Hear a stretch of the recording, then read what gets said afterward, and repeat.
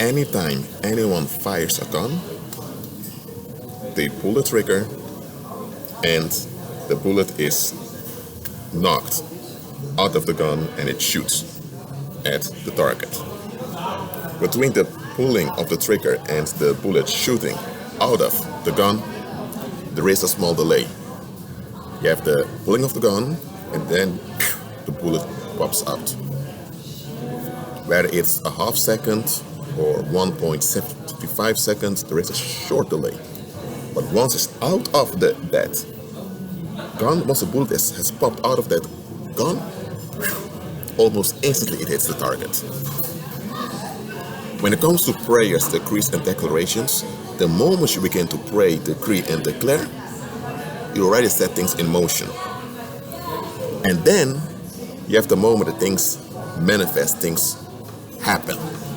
Now, between your prayers, decrees, and declaration and the things happening, you may experience a delay, but it's not an actual delay. For example, when you pull a trigger, there is no delay. The moment you pull it, the thing is set in motion and the bullet pops out of it.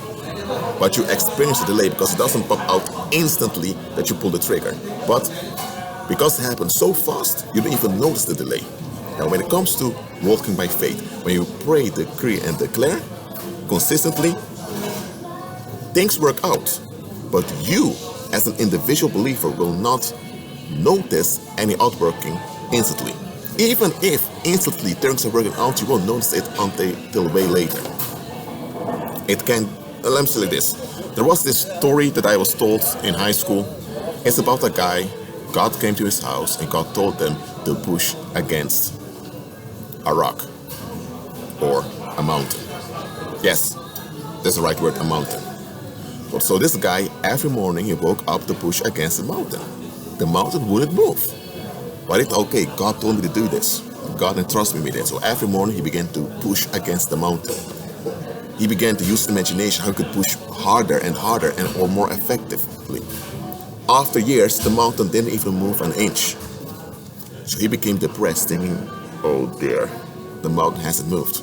And when Satan saw this, Satan came with accusations saying, you know what, guy, you failed. God told you to move that mountain and it didn't even move an inch. What have you been doing all those years? So the guy became depressed, also due to demonic influence, and eventually he was about to collapse. Then God came by and God asked him, why are you so depressed? And he was thinking, oh Lord, I failed. And the Lord asked him, you failed what? I didn't move the mountain. Then the Lord asked him, which mountain? The mountain you told me to move. But then God told him, I never told you to move that mountain. And now the individual was losing, thinking, Lord, you told me to push against the mountain. The Lord said, yes. Well, you don't push against something unless you want to move them. The Lord said, yes. So, I failed. The mountain hasn't moved. But then God told him, yes, I told you to push the mountain. But I never intended for you to move the mountain, because I knew you couldn't move the mountain. And then the individual asked him, why did you tell me to push against the mountain? Then the Lord told him, look at yourself, go to the mirror. The individual went to the mirror. First he didn't notice anything. Then said, okay Lord, I'm looking in the mirror. What's there so special? It's just me. And then the Lord asked him, look at your muscles. The individual looked and realized, whoa, his muscles were bigger, more stable. He looked at his legs. He was quite athletic. And then he reflected and realized that years ago, his body was out of shape. His body was unhealthy. He had too much body fat. He was about to pollute his arteries and his veins. So now that he looked at something, he was thinking, what? Am I so athletic? So what's this? And the Lord told him, you obeyed me by pushing against the mountain. Of course you thought you had to move the mountain, because it's logical. You push against something when you want to move something. That's correct. But my intention was for you to exercise. So by you pushing against the mountain and it didn't move, you kept on going. You learned diligence, you learned preservation, you learned endurance, you learned not to give up, you forfeited seeking relief, you forfeited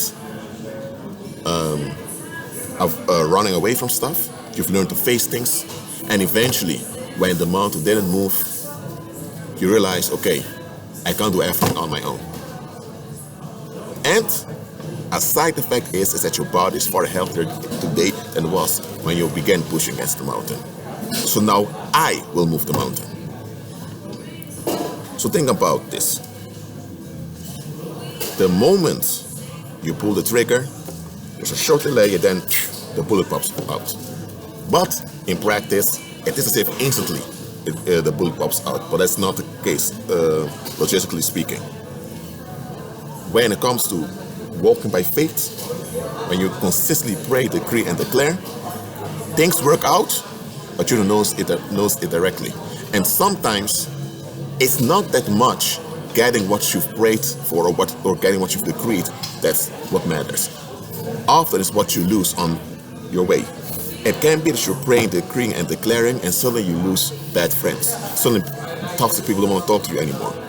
Or you may have had a job that was killing you because it was draining you, and now you lost that job.